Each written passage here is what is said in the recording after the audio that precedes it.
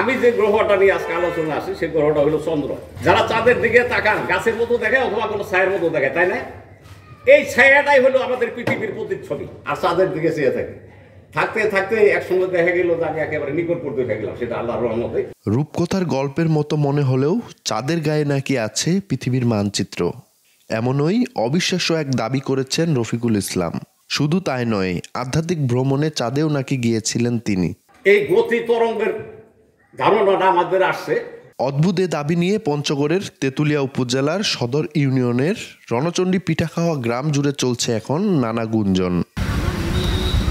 জানা গেছে, সংসারের অভাব অনটনের মাঝেও স্থানীয় গ্রামের বাসিন্দা রফিকুলের চোখ সবসময় ছিল আকাশের দিকে।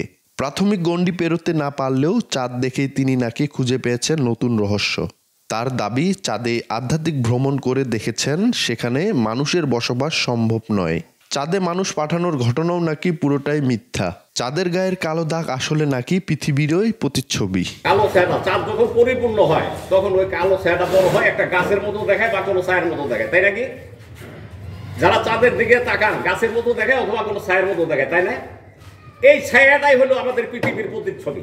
তিনি আরও দাবি করেন, পৃথিবীর দুই মেরু এখনও রহস্যে ঢাকা, তাই কোনো বিজ্ঞানী পৃথিবীর শেষ খুঁজে পাননি। এমনকি বিজ্ঞানী আলবার্ট আইনস্টাইন নাকি স্বপ্নে আদিষ্ট হয়ে শুরু করেছিলেন গবেষণা। এই গতি তরঙ্গের ধারণাটা আমাদের আসছে 1800 শতকে বিজ্ঞানী আলবার্ট আইনস্টাইনের মাধ্যমে। উনি কিন্তু এটা কোনো দূরবীক্ষণ যন্ত্র বা কোনো কিছু দিয়ে এটা দেখতে পারেন যা মানুষের পক্ষে সম্ভাবনা। উনি স্বপ্নে আদিষ্ট হয়ে উনি স্বপ্নে দেখছিলেন ওই তরঙ্গ গতিগুলা, তারপর উনি প্রকাশ করলেন আমাদের বাংলাদেশে যেটা আপেক্ষিক তত্ত্ব নামে প্রকাশিত।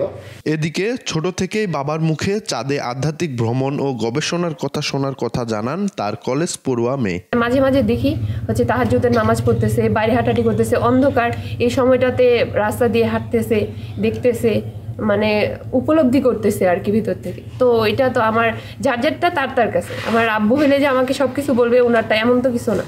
তা হ্যাঁ, এরকম আছে অনেক কিছু, আব্বুর মধ্যে পরিবর্তন আছে। চাঁদে পৃথিবীর প্রতিচ্ছবি আছে এই কথাটাতে তিনি প্রকাশ করলো, অনেকেই বলছে।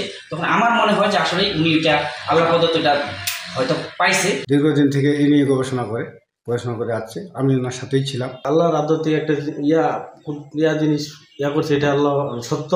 ওই যে তথ্যটা দিছে আমি বিশ্বাস করি।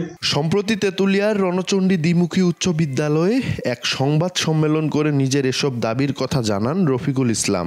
মহাকর্ষ তরঙ্গের উপরে ভর করে চলছে এই পৃথিবী। সোহাগ হায়দার, সময় সংবাদ, পঞ্চগড়। সবকিছুই ঘটছে এই তরঙ্গের কারণে।